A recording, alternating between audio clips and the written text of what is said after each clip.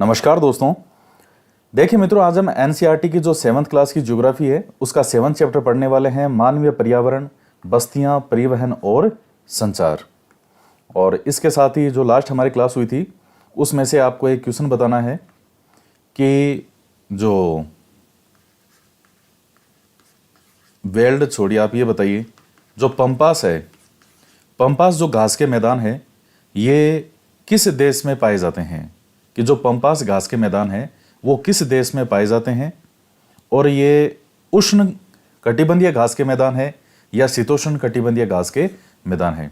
इन दो चीजों का उत्तर आपको देना है। तो आज आगे पढ़ते हैं। अध्याय 1 में आप पढ़ चुके हैं और वीडियो को लाइक जरूर किया कीजिए, ज्यादा से ज्यादा शेयर भी करें, कि प्रारंभिक मानव भोजन, वस्त्र और आवास के लिए पूर्ण रूप से प्रकृति पर निर्भर था। अच्छा, एक चीज का ध्यान रखिएगा, जो विद्यार्थी एनसीईआरटी पढ़ रहे हैं साथ में, उनको जो आरबीएससी की किताबें पहले चलती थी और जिनके कंप्लीट यूट्यूब पे वीडियो मैंने बना रखे हैं, उनको आप जरूर देखना, उनको मिस मत करना, क्योंकि फैक्ट ज़्यादा उनमें ही है। मैं बार बार जो आपको चीज़ स्पष्ट रूप से कह रहा हूं उसको मानिएगा। आरबीएससी की जो किताबें हैं वो उनको पढ़ना बहुत ज़रूरी है, और एनसीईआरटी की पढ़ना इसलिए ज़रूरी है क्योंकि इनको अब इन्होंने रीट में साफ साफ लिख दिया कि जो 2021-22 के सेशन में चल रही है किताबें वो पढ़नी है। तो वो तो फिर एनसीईआरटी है, लेकिन आपका जो सिलेबस है एसएसटी वाला, उसके अकॉर्डिंग जो ज़्यादा मटेरियल आपको मिलता है वो आरबीएससी से मिलेगा, यानी जो पहले चलती थी। अब तो आरबीएससी एनसीईआरटी जो समझो वो एक ही है। मैं आरबीएससी जब भी बोलता हूँ इसका मतलब है 2-3 साल पहले जो किताबें चलती थी वो। तो उन वीडियो को मिस मत कीजिएगा। लगभग 95 घंटे के आसपास तीनों सब्जेक्ट के वीडियो हो जाएंगे, हिस्ट्री, ज्योग्राफी, पॉलिटी। और 95 घंटे कोई ज़्यादा नहीं है। पिछला जो आपका रीट का एग्जाम हुआ था, लाइन टू लाइन इसमें से आई थी।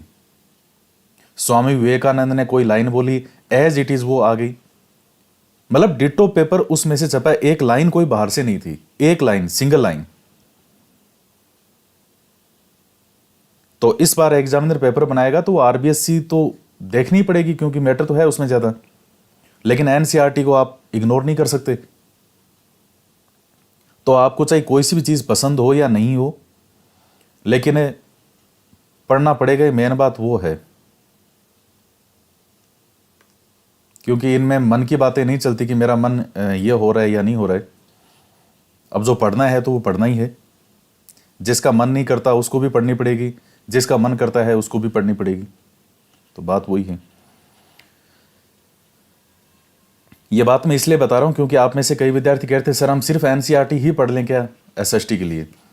तो सिर्फ एनसीईआरटी से तो काम नहीं चलेगा, क्योंकि फैक्ट इनमें बहुत कम है। आप भी देख रहे हो कि फैक्ट कम है इनमें, समझने वाली चीजें ज्यादा। अब ये इतना सारा हम पढ़ेंगे, इसमें से कोई 1-2 पॉइंट निकल के आएंगे।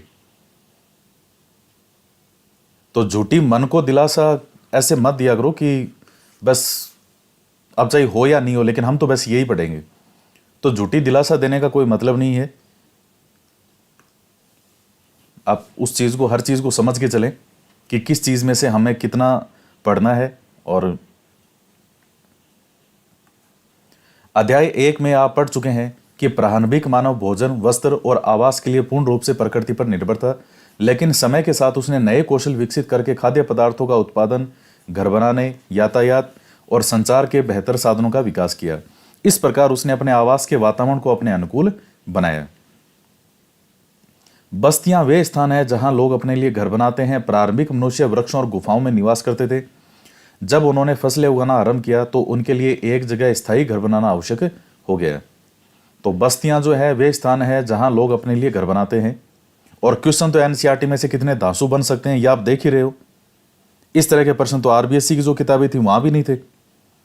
मतलब चैप्टर जब आप पूरा पढ़ते हो तो आपको ऐसा लगेगा कि यार मैटर तो कोई बहुत ज्यादा, इसमें फैक्ट ज्यादा नहीं निकले। और जब क्वेश्चन सोल्व करने लगोगे तो यार ये पूछा कहां से है, मतलब क्या होगा इसका, और पूछा इसी चैप्टर में से है। ये है एनसीईआरटी। आईएएस की तैयारी करने वाला भी एनसीईआरटी को पढ़ता है। उसको पता है कि जो एक समझ विकसित होनी है वो समझ विकसित हो जाएगी बेसिक चीजों की, फिर आगे वो अपनी ऑथेंटिक किताबें जो है उन पे आते हैं। तो बस्तियां क्या है? जहां लोग अपने लिए घर बनाते हैं। प्रारंभिक मनुष्य वृक्षों और गुफाओं में निवास करते थे। जब उन्होंने फसलें उगाना आरंभ किया तो उनके लिए स्थायी घर बनाना जरूरी हो गया, क्योंकि फसलें जहां उगाएंगे तो उन फसलों की क्या करनी पड़ेगी, देखभाल भी करनी पड़ेगी। देखभाल करनी पड़ेगी तब जाकर के वहां फिर आपको स्थायी घर भी बनाना पड़ेगा। बस्तियों का विकास नदी घाटियों के निकट हुआ, क्योंकि पर्याप्त मात्रा में जल था और भूमि उपजाऊ थी। व्यापार, वाणिज्य और विनिर्माण के विकास के साथ ही मानव बस्तियां बड़ी होती गई। नदी घाटी के निकट बस्ती पनपने लगी और सभ्यता का विकास हुआ। क्या आपको सिंधु, टिग्रिस, नील, हवांगी नदियों के किनारे विकसित हुई सभ्यताओं के नाम याद हैं? वे स्थान जहां भवन या बस्तियां विकसित होती है उसे बसाव स्थान कहते हैं। आदर्श बसाव स्थान के चयन के लिए प्राकृतिक दशाएं क्या क्या होती है? एक तो जलवायु अनुकूल होनी चाहिए, जल की उपलब्धता, उपयुक्त भूमि और उपजाऊ मिट्टी। तो ये चीजें जहां उपलब्ध होगी, प्राकृतिक दशाएं, वहां एक आदर्श स्थिति मानी जाती है बसने के लिए। बस्तियां स्थायी या अस्थायी हो सकती है। जो बस्तियां कुछ समय के लिए बनाई जाती है उन्हें अस्थायी बस्तियां कहते हैं। घने जंगल, गर्म और ठंडे रेगिस्तान, पर्वतों के निवासी अक्सर अस्थायी बस्तियों में रहते हैं। वे आखेट, संग्रहण, स्थानांतरित कृषि और ऋतु प्रवास करते हैं। यद्यपि अधिकांश बस्तियां आज स्थायी बस्तियां हैं और इन बस्तियों में लोग रहने के लिए घर बनाते हैं। तो जैसे ठंडे रेगिस्तान वगैरह हैं या घने जंगल हैं या गर्म प्रदेश होते हैं या पर्वत हैं, तो वहां ज्यादातर अस्थायी बस्तियां जो है वो देखने को मिलती है। और बाकी नॉर्मली आप जो बस्तियां हैं अब वो आजकल स्थायी ज्यादा मिलेगी।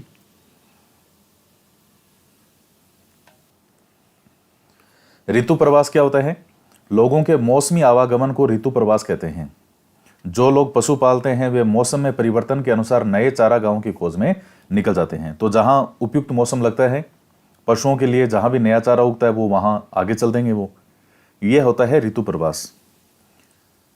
अभी आगे जो मेरी का जन्मदिन था, केक काटने के लिए पूरी कहानी बताएंगे। इसका सार आगे मैं बता दूं क्या है, उसमें पूरा वो सारा पढ़ेंगे। उससे अच्छा ये है, ऊपर दिए गए समाज से बस्तियों के दो विभिन्न चित्रण हमारे सामने आते हैं, ग्रामीण और शहरी बस्तियां। गांव ग्रामीण बस्ती होती है जहां लोग कृषि, मत्स्य पालन, वानिकी, दस्तकारी और पशुपालन संबंधी कार्य करते हैं। ग्रामीण बस्ती सघन या प्रकीर्ण हो सकती है। सघन बस्तियों में घर पास पास बने होते हैं। प्रकीर्ण बस्तियों में लोगों के घर दूर दूर व्यापक क्षेत्र में फैले होते हैं। प्रकीर्ण का मतलब ही होता है फैलाव। इस प्रकार की बस्तियां मुख्यतः पहाड़ी क्षेत्र, घने जंगल और अति विषम जलवायु वाले क्षेत्रों में पाई जाती है। तो जहां दूर दूर घर फैले होंगे वो ऐसी स्थानीय होंगे कि वहां लोग ज्यादा बसना की कोशिश नहीं करेंगे, जैसे पहाड़ हैं, जंगल हैं या जलवायु जिसमें विपरीत जलवायु हो। और सघन बस्तियां होगी तो लोगों के घर आसपास पास पास होंगे ज्यादा। ग्रामीण क्षेत्रों में लोग अपने पर्यावरण के अनुकूल घर बनाते हैं। अत्यधिक वर्षा वाले क्षेत्रों में ढाल वाली छत बनाते हैं। जिन स्थानों में वर्षा के समय जल का जमाव होता है वहां ऊंचे प्लेटफॉर्म और स्टिल्ट पर घर बनाए जाते हैं। ये स्टिल्ट का मतलब ये इस तरह से जो आप देख रहे हो इन पर, ये क्यों बनाते हैं इस तरह से? क्योंकि जल का जमाव होता है। तो बिल्कुल नीचे घर बनाएंगे तो अब यहां से ये पानी भी है, ये दिख रहा है जो इधर। गर्म जलवायु वाले क्षेत्रों में मिट्टी की मोटी दीवार वाले घर बनाए जाते हैं जिनकी छतें फूस की बनी होती है।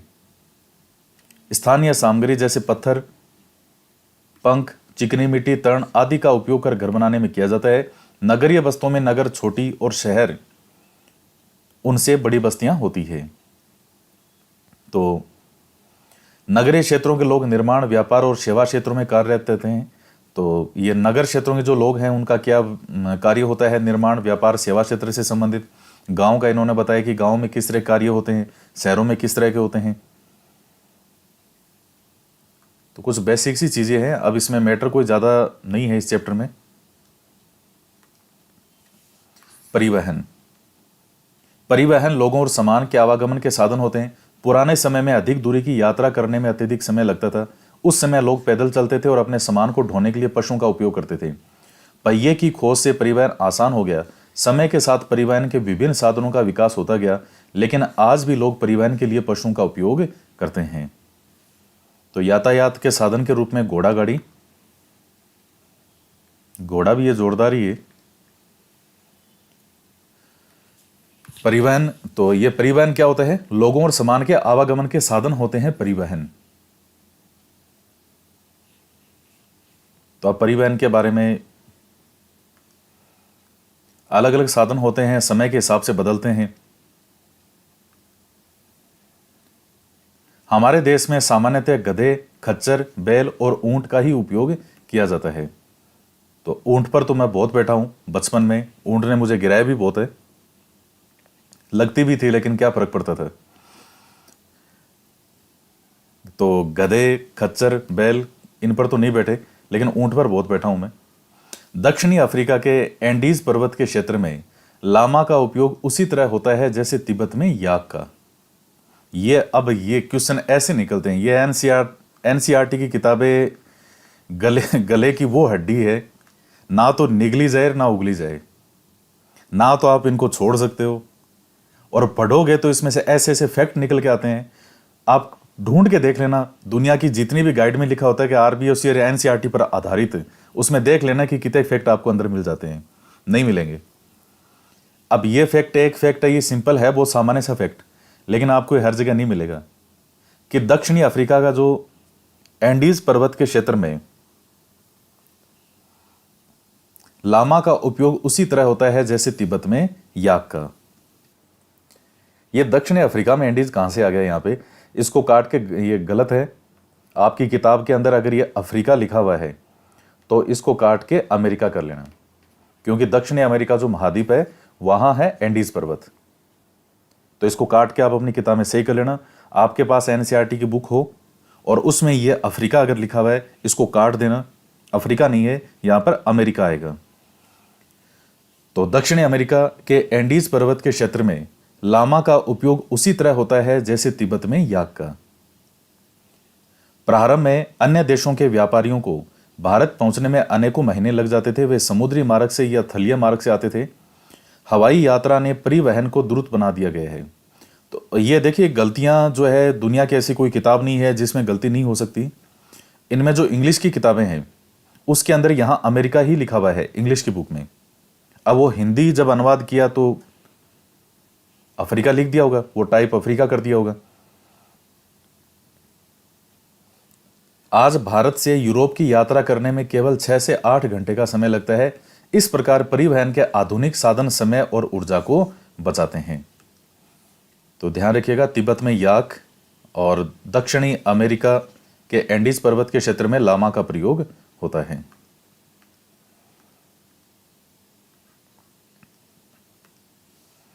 भारत में अनेक राष्ट्रीय और राज्य राजमार्ग हैं। भारत में एक्सप्रेसवे का निर्माण नवीनतम है। स्वर्ण चतुर्भुज महामार्ग दिल्ली, मुंबई, चेन्नई और कोलकाता को जोड़ता है और बहुत शानदार हाईवे है ये। दिल्ली से, ऐसे दिल्ली से आपको मुंबई जाओगे आप, मुंबई से जाकर के और फिर जो है वो आप आ जाओगे इधर चेन्नई की तरफ और फिर इधर चले जाओगे कोलकाता। तो ये हो गया ना चतुर्भुज। परिवहन के 4 मुख्य साधन हैं: सड़क मार्ग, रेल मार्ग, जल मार्ग और वायु मार्ग। सड़क मार्ग, कम दूरी यातायात के सबसे अधिक उपयोग किए जाने वाले मार्ग सड़क हैं। सड़कें पक्की और कच्ची हो सकती है। मैदानी क्षेत्रों में सड़कों का घना जाल बिछा है। मरुस्थल, वन और ऊंचे पर्वत जैसे स्थानों पर भी सड़कें बनी हुई है। हिमालय पर्वत पर मनाली लेह राजमार्ग विश्व के सबसे ऊंचे सड़क मार्गों में से एक है। भूमिगत सड़कों को भूमिगत मार्ग, सबवे कहते हैं। फ्लाईओवर उत्थित संरचनाओं के ऊपर बनाए जाते हैं। उत्थित का मतलब क्या होता है? थोड़ा ऊपर की ओर उठा हुआ। तो इस तरह की जो संरचनाएं हैं, तो ध्यान रखिएगा। सड़कें पक्की और कच्ची हो सकती है। बाकी ये यहां भी सड़कें बनी हुई है। मनाली लेह राजमार्ग विश्व के सबसे ऊंचे सड़क मार्गों में से एक है। मनाली लेह राजमार्ग। और जो भूमिगत सड़कें हैं उनको भूमिगत मार्ग कहते हैं। और ये फ्लाईओवर का ये हो गया। सड़क मामला में बहुत जबरदस्त हुआ है। जो नितिन गडकरी जी हैं, वास्तव में बहुत बेहतरीन काम किया है, शानदार। अभी भी बहुत अब हाईवे देखिए कितने शानदार हाईवे हो गए। रेल मार्ग, रेल मार्ग के द्वारा तीव्रता से कम खर्च में लोगों का आवागमन और भारी सामान को ढोने का काम होता है। वाष्प के इंजन की खोज और औद्योगिक क्रांति ने रेल परिवहन के तीव्र विकास में सहायता प्रदान की। वाष्प के इंजन की खोज और औद्योगिक क्रांति। डीजल और विद्युत इंजनों ने व्यापक रूप से वाष्प के इंजनों का स्थान ले लिया है। सुपरफास्ट रेलगाड़ियों से परिवहन की गति और तीव्र हो गई। मैदानी भागों में रेल मार्गों का जाल व्यापक रूप से फैला है। उन्नत प्रौद्योगिकी कौशल से दुर्गम पहाड़ी क्षेत्रों में भी रेल मार्ग बनाना संभव हो गए हैं, लेकिन इनकी संख्या काफी कम है। भारतीय रेल मार्गों का जाल भली भांति विकसित है। यह एशिया में सबसे बड़ा है। जायनिंग से लहासा के बीच चलने वाली रेलगाड़ी समुद्र तल से 4000 मीटर की ऊंचाई पर चलती है, जिसका सबसे ऊंचा बिंदु समुद्र तल से 5072 मीटर है। तो इतनी ऊंचाई पर चलती है ये देखिए, दरअसल जो लहासा तो कहाँ है, तिब्बत में है, तिब्बत की राजधानी। और ये जाइनिंग जो है ये दरअसल चीन की सिटी है। ये इसको हम इस तरह से लिखते हैं, XINING, इंग्लिश के अंदर ऐसे लिखते हैं। तो हिंदी में ट्रांसलेट करके जाइनिंग लिख दिया, लेकिन इसका जो सही में उच्चारण है वो है शीनिंग। अब शी चाहिए ऐसे लिखो, क्योंकि ये चीन वाले हैं, वैसे भी शॉन चिन चान चू ऐसे इस तरह से करते हैं, बोलते हैं, इनके नाम ऐसे ही होते हैं। तो शीनिंग, इसका सही जो उच्चारण है वो शीनिंग है। ये जाइनिंग हिंदी में ट्रांसलेट जरूर है, लेकिन ये उच्चारण नहीं है इसका, इस वर्ड का, इसको ऐसे लिखते हैं। तो शीनिंग जो है ये है चाइना में, और इनके लगभग जो दूरी है बीच में, लगभग 2000 किलोमीटर के आसपास की दूरी है शीनिंग से लहासा के बीच। वैसे लगभग 1956 है, 1956 किलोमीटर के आसपास, लेकिन 2000 के लगभग ही समझ लो आप। तो क्योंकि लहासा तो हो गया तिब्बत में, तो ये जैसे यहाँ है और ये चाइना की तरफ जाकर के शीनिंग तक, यहाँ तक, इस प्रकार से। तो ये दूरी 1956 किलोमीटर के आसपास है।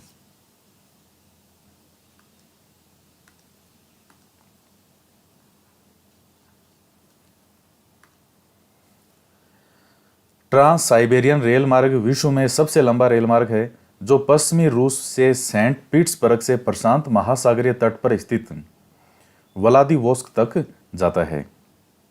तो विश्व का सबसे लंबा रेल मार्ग ट्रांस साइबेरियन रेल मार्ग है, जो पश्चिमी रूस में सेंट पीटर्सबर्ग से लेकर के, ये देखिए यहां से, और इस तरफ तक व्लादिवोस्क तक, ये जो स्थान है प्रशांत महासागर के तट तक, क्योंकि रूस कितना बड़ा देश है। तो अब इसके बीच में सेंट पीटर्सबर्ग ये हो गया यहाँ से, फिर ये मॉस्को जो रूस की राजधानी है, फिर कजान, येकेटेरिनबर्ग, ट्यूमिन, ओमस्क, नोवोसिबिर्स्क, ये अंगास्क, चीतार, ये कई नाम हैं।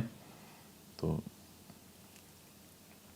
अब ये क्वेश्चन आपका बन गया कि विश्व का सबसे लंबा रेल मार्ग है कौन सा और कहां से कहां तक? सेंट पीटर्सबर्ग से व्लादिवोस्क तक। उसके बाद आता है जल मार्ग। आप पहले पढ़ चुके हैं कि प्रारंभिक समय में परिवहन के लिए जल मार्ग का उपयोग किया जाता था। अधिक दूरी में भारी और बड़े भू आकार वाले सामानों को ढोने के लिए जल मार्ग सबसे सस्ता साधन होता है। ये मुख्यतः दो प्रकार के होते हैं, अंतर्देशीय जल मार्ग और समुद्री मार्ग। नावें, नदियों और झीलों का उपयोग अंतर्देशीय जलमार्ग के लिए होता है। कुछ महत्वपूर्ण अंतर्देशीय जलमार्ग हैं जो देश के अंदर हैं, जैसे गंगा ब्रह्मपुत्र नदी तंत्र, उत्तर अमेरिका में ग्रेट लेक और अफ्रीका में नील नदी। तो ये जलमार्ग के साधन होते हैं। इतनी लंबी लंबी ये नदियां हैं, इतनी ज्यादा इनकी गहराई होती है और इतना इनकी जो है वो चौड़ाई होती है, तो आराम से जो है वो यहां से नदियां निकल सकती है।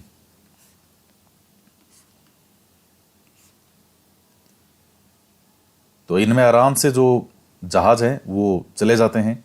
सामान को एक जगह से दूसरी जगह ले जाने में बहुत सरलता से ले जाया जा सकता है।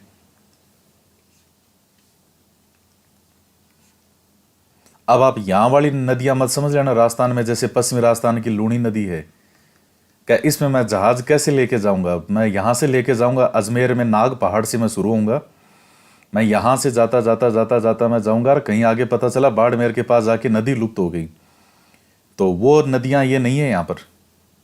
ये ऐसी खतरनाक नदियां हैं, आप ऊपर से हवाई जहाज से भी जब कई कितनी दूर किलोमीटर से भी जब आप नीचे देखोगे, ये नदियां आपको बिल्कुल साफ दिखेगी और इतनी बड़ी इनकी जितनी चौड़ाई दिखेगी कि यार इतनी चौड़ी नदियां हैं ये। तो ये गंगा ब्रह्मपुत्र नदी तंत्र हो गया। उत्तरी अमेरिका में जैसे ग्रेट लेक है, अफ्रीका में नील नदी है। समुद्री और महासागरीय मार्गों का उपयोग सामान्यतः व्यापारिक माल और सामान को एक देश से दूसरे देश में पहुंचाने के लिए करते हैं। ये मार्ग पतनों से जुड़े होते हैं, जो बंदरगाह हैं उनसे। विश्व के कुछ महत्वपूर्ण पतन हैं एशिया में सिंगापुर और मुंबई, उत्तरी अमेरिका में न्यूयॉर्क और लॉस एंजलिस, दक्षिण अमेरिका में रियो डी जेनेरियो, अफ्रीका में डरबन व केप टाउन, ऑस्ट्रेलिया में सिडनी और यूरोप में लंदन। कितने अच्छे अच्छे नाम लग रहे हैं, ऐसा मन नहीं कर रहा कि एक बार यहां जाके आना चाहिए। कितने अच्छे अच्छे नाम है, पूरे विश्व में बता दिया इन्होंने। तो ये मार्ग पतनों से जुड़े हुए बंदरगाहों से। तो एशिया में जैसे सिंगापुर और मुंबई है, तो इतने महत्वपूर्ण बंदरगाह हैं। उत्तरी अमेरिका में है न्यूयॉर्क और लॉस एंजलिस, दक्षिणी अमेरिका में रियो डी जेनेरियो, और अफ्रीका में है डरबन और केप टाउन। ये सिटी के नाम भी हैं सभी, और वो स्थान भी जहां बंदरगाह है मुख्य रूप से महत्वपूर्ण। ऑस्ट्रेलिया में सिडनी और यूरोप में लंदन। ये समुद्री मार्ग ही थे कि अंग्रेज जो है वो भारत से सामान भर भर के यहां के बंदरगाहों तक ला करके और यहां से ले जाते थे सीधा ब्रिटेन यानी यूरोप तक।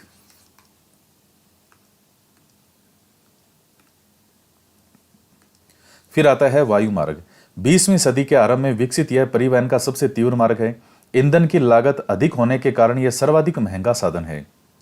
तो सबसे महंगा जो है वो वायु मार्ग ही होता है। वायु यातायात खराब मौसम जैसे कोहरे और तूफान से कुप्रभावित होता है। यह यातायात का अकेला साधन है जो सर्वाधिक दुर्गम और दुर्गम स्थानों तक पहुंच सकता है, जहां रेल मार्ग और सड़क मार्ग नहीं है। हेलीकॉप्टर अगम्य स्थानों और संकटकालीन स्थितियों में लोगों को बचाने, भोजन, जल, कपड़े, दवाएं बांटने के लिए बहुत ही उपयोगी साधन होता है। कुछ महत्वपूर्ण हवाई पतन जो है एयरपोर्ट, जैसे दिल्ली एयरपोर्ट। दिल्ली एयरपोर्ट वास्तव में बहुत शानदार है। मुंबई एयरपोर्ट ये भी शानदार है।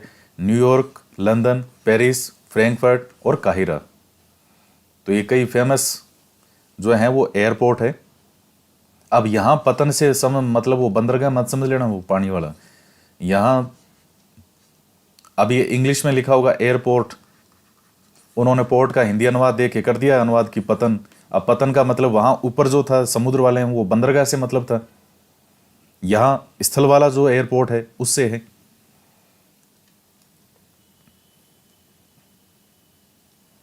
अब आता है संचार। संचार दूसरों के पास तक सूचना पहुंचाने की एक प्रक्रिया है। तकनीकी विकास के साथ मानव ने संचार के नए और तीव्र साधनों को विकसित कर लिया है। संचार तंत्र ने विकास का वर्णन करता है। संचार तंत्र के विकास का वर्णन करता है चित्र 7.10। तो ये देखिए, अब आजकल कितनी तरह से हम संचार कर सकते हैं, हमारा संदेश दूसरी जगह पहुंचा सकते हैं।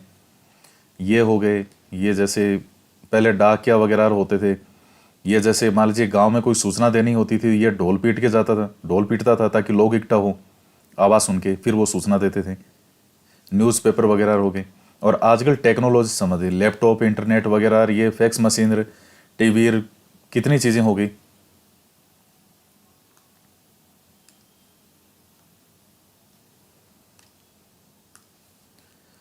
संचार के क्षेत्र में विकास से विश्व में सूचना क्रांति आई है। सूचना प्रदान करने के लिए, शिक्षा, मनोरंजन के लिए संचार के विभिन्न साधनों का उपयोग होता है। समाचार पत्रों, रेडियो और टेलीविज़न के द्वारा हम बड़ी संख्या में लोगों के साथ संचार कर सकते हैं, इसलिए इनको जन संपर्क माध्यम कहते हैं। कौन से हो गए? जिनसे जन संपर्क कर सकें। जन का मतलब लोग, संपर्क कर सकें वो माध्यम जन संपर्क माध्यम। तो ये जितने भी हैं ये सब आगे। सैटेलाइट से संचार में तीव्रता आई है। तेल की खोज, वनों का सर्वेक्षण, भूमिगत जल, खनिज संपदा, मौसम पूर्वानुमान, आपदा पूर्व चेतावनी आदि में सैटेलाइट सहायक होते हैं। अब हम इंटरनेट के माध्यम से इलेक्ट्रॉनिक मेल या ईमेल भेज सकते हैं। आज सेलुलर फोन के द्वारा बेतार टेलीफोनिक संचार अत्यधिक लोकप्रिय हो चुका है। इंटरनेट के माध्यम से विश्व भर में केवल सूचना और परस्पर समयता ही नहीं मिलती, अपितु इनसे हमारा जीवन अधिक सुखमय भी बन गया है। अब हम घर बैठे ही रेल, हवाई जहाज और सिनेमा या होटल तक के लिए टिकट आरक्षित करवा सकते हैं। संपूर्ण विश्व में इस प्रकार लोग एवं सेवाओं तथा संस्थाओं के बीच तीव्र गति से आपसी संपर्क संभव होने के कारण ही आज हम एक वृहद विश्व समाज के रूप में विकसित हो रहे हैं। तो कितना फास्ट सर्विस हो गई है पूरी देश दुनिया की। 2 मिनट में आपके पास खबर आ जाती है, 2 मिनट में आप किसी को सूचना भेज देते हो। अब वो बचपन के अंदर कहाँ वो लेटर वगैरह आते थे, कभी जो आपके रिश्तेदार होते थे, कभी मामा जी के परिवार से, कभी किसी परिवार से वो जो लेटर आया करते थे, खत आया करते थे। अब कहाँ वो खत पहले ज़माने में वो थे, अब क्या है, फटाफट व्हाट्सएप पे 2 मिनट में मैसेज कर दिया, ग्रुप बना रखे हैं, ग्रुप में एक साथ मैसेज सेंड कर दिया, फेसबुक पे एक साथ सेंड कर दिया मैसेज, लाखों लोगों के पास में 1 सेकंड में मैसेज चला जाता है।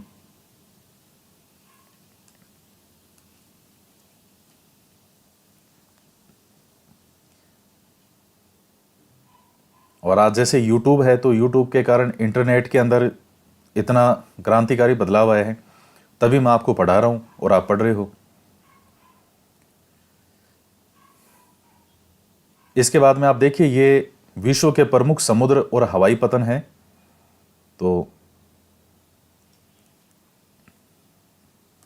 अब ये चित्र में बताया गया है, आप इसको, ये इसी प्रकार से ही है इस बुक में बना हुआ। ये रेड वाले वायु मार्ग हैं और बाकी जो हैं जल मार्ग हैं। तो पूरा विश्व एक दूसरे से जुड़ा हुआ है। वैसे आप देखोगे तो ये देखिए, तो सब स्थान एक दूसरे से जुड़े हुए हैं इसमें। तो ये आपका चैप्टर जो है ये हो गया। और इसमें अब ये प्रश्न करते हैं हम, निम्न में से कौन सा संचार का साधन नहीं है? टेलीफोन, पुस्तक और मेज। अब ये पहले प्रश्न में इन्होंने हथौड़ा मारा है और मुझे पता है कि इसका उत्तर आपके दिमाग में नहीं आ रहा है। मैं गारंटी से लिख के दे सकता हूं आपके उत्तर इसका दिमाग में नहीं आए हैं कि क्या हो सकता है। कोई 1-2% के भले ही आ जाए तो आ जाए, बाकी नॉर्मली नहीं आया होगा। दूसरा प्रश्न है, इनमें से कौन सा सड़क का भूमिगत निर्माण है? किसी द्वीप पर पहुंचने के लिए निम्न में से कौन सा यातायात का साधन उपयुक्त है और यातायात का कौन सा साधन पर्यावरण को प्रदूषित नहीं करता? आप इन चारों को वीडियो को स्टॉप करके आराम से सोचो। अब मैं इनका उत्तर आपको बता रहा हूं। अब देखो, कौन सा संचार का साधन नहीं है? टेलीफोन तो है, सबको पता है। इसके बाद पुस्तक और मेज। तो देखिए, पुस्तक भी एक तरह से संचार का साधन ही है। आपको कोई ना कोई इंफॉर्मेशन, कोई ना कोई जानकारी जो है पुस्तक से मिलती है। तो पुस्तक भी एक तरह से संचार का साधन है। मेज से कोई संचार का साधन किसी भी रूप में नहीं है। अब आपके डाउट यहां पुस्तक और मेज में हुआ होगा। मेज से किस तरह का आप संचार करते हो? किसी भी तरह से नहीं हो सकता। लेकिन पुस्तक भी एक वैसे देखोगे, आपको कोई ना कोई जानकारी देती है, इंफॉर्मेशन देती है, सूचना देती है। तो यह है संचार का साधन। पहले की आप फिल्में जो 90 के दशक की फिल्में आती थी, ये मिथुन चक्रवर्ती की, अमिताभ की, और भी जैसे ये सुनील शेट्टी की, उस टाइम याद कीजिए कि जो कॉलेज के सीन दिखाते थे, उसमें लड़का लड़की को अगर कुछ कहना चाहता है तो क्या करता था, लेटर लिख के देता था किताब के बीच कि ये मेरी किताब है, तो ये ना आप ले जाओ, पढ़ के मुझे कल वापस दे देना। वो किताब के अंदर दूसरा लेटर लिख के दे देती थी और फिर वो वापस किताब ले लेता था। तो ऐसी सीन याद आ गए 90 की दशक की फिल्में जो उस टाइम थी। पुस्तक भी एक जो है वो संचार का साधन है। हालांकि ये तो ऐसे ही मैंने कह दिया, लेकिन पुस्तक भी एक तरह से आपको सूचना देती है। अब यही मत समझ लेना कि ये संचार था क्या, ये तो ऐसे ही मेरे आ गया याद मुझे तो मैंने बता दी, इसका इससे कोई नहीं है। पुस्तक भी आपको इंफॉर्मेशन देती है। इस संदर्भ में इसका मतलब है कि पूरी तरह गलत कौन सा है, तो वो मेज। कौन सा सड़क का भूमिगत निर्माण है? फ्लाईओवर तो नहीं है, ये तो ऊपर होता है। एक्सप्रेस वे भी नहीं होगा, सब वे हो जाएगा। किसी द्वीप पर पहुंचने के लिए निम्न में से कौन सा यातायात का साधन उपयुक्त है? द्वीप पर जाना हो, द्वीप क्या होता है? जिसके चारों तरफ पानी ही पानी हो। तो किससे जाओगे? इससे जाओगे, रेल से, या कार से जाओगे? आप कोई वो तो हो नहीं जेम्स बॉन्ड कि कार लेके चले जाएंगे। भाई जाना तो किससे पड़ेगा? जहाज से ही। सही उत्तर हो जाएगा जहाज। यातायात का कौन सा साधन पर्यावरण को प्रदूषित नहीं करता? तो ये तो सबका सही है, बस भी करती है, हवाई जहाज भी करता है, लेकिन साइकिल कोई भी पर्यावरण को प्रदूषित करने वाली नहीं होती। तो सही उत्तर हो जाएगा साइकिल। निम्नलिखित स्तंभों को मिलाकर सही जोड़े बनाइए। इंटरनेट, नहर मार्ग, नगरीय क्षेत्र, सघन बस्ती। अब इनको मिलान करो, इधर क्या होगा? अब देखिए, सबसे पहले इंटरनेट की बात करते हैं। ये क्षेत्र जहां लोग उत्पादन व्यापार कार्य करते हैं, निर्मित घरों वाले, स्टील पर, अंतर्देशीय। इधर 5 ऑप्शन है, इधर 4 हैं, तो एक इन्होंने एक्स्ट्रा ही दिया है आपको घुमाने के लिए, पर आप घूमना मत। इंटरनेट का क्या हो जाएगा? संचार का एक साधन। नहर मार्ग का क्या हो जाएगा? इनमें अंतर्देशीय जलमार्ग। और नगरीय क्षेत्र का क्या हो जाएगा? क्षेत्र जहां लोग उत्पादन व्यापार सेवा क्षेत्र के कार्य करते हैं। और सघन बस्ती का हो जाएगा आसपास निर्मित घरों वाले क्षेत्र। ये स्ट्रीट वाला एक्स्ट्रा है। तो ये चैप्टर आपका कंप्लीट होता है। वीडियो को लाइक जरूर करें, ज्यादा से ज्यादा शेयर करें। तो क्वेश्चन आप देखिए कितने धमाकेदार बन सकते हैं एनसीईआरटी में से। कितनी जबरदस्त बात है। आप ऐसे प्रश्न आपको आरबीएससी के अंदर भी किताबों में नहीं मिलेंगे। फैक्ट उनमें ज्यादा जरूर है, लेकिन आप क्वेश्चन देखिए कि कम मैटर में से भी एनसीईआरटी के अंदर कैसे प्रश्न हैं। और एग्जामिनर जहां तक मुझे लग रहा है, वो हो सकता है इन पिछले वाले प्रश्नों को देखते भी आपके कुछ क्वेश्चन यहां से डाल दे। भाई 60 में से एसएसटी के 60 प्रश्न आएंगे, उसमें से 50 प्रश्न आपके इन किताबों से, 10% के लगभग मान लो वो शिक्षण विधियों वाले या वो कुछ हो गए होंगे। तो 51% जो आएंगे, हो सकता है वो ऐसे देख ले कि 50 में से कम 20% तो इन एनसीईआरटी में से देने हैं। ये माइंडसेट अगर उसने कर लिया। कई बार देखिए पेपर जो बनते हैं वो बहुत चीज़ों को देखते हैं। कई बार देखते हैं कि कोचिंग संस्थान के अंदर, क्योंकि जो पेपर बनाते हैं वो है तो इसी दुनिया के, वो भी यूट्यूब चलाते होंगे, उनको भी पता है कि मार्केट में क्या चल रहा है, लोग कौन सी किताबें पढ़ रहे हैं, किस किताब में क्या क्या मैटर लिखे मिलते हैं। तो फिर वो कई बार उनको लगता है यार इतना दुनिया भर का मैटर लोग पढ़ा रहे हैं, इससे अच्छा ऐसा करते हैं एनसीईआरटी इनको दे तो रखा ही है कि एनसीईआरटी में से एनसीईआरटी की किताबें उठाई, पिछले प्रश्न पत्र इनमें से हो सकता है इनमें से क्वेश्चन उठा के दे दे कोई, जैसे ये सीधा ये दे दिया, ये दे दिया। अब ये मिलान करने वालों को भी कितने अच्छे प्रश्न बन जाते हैं।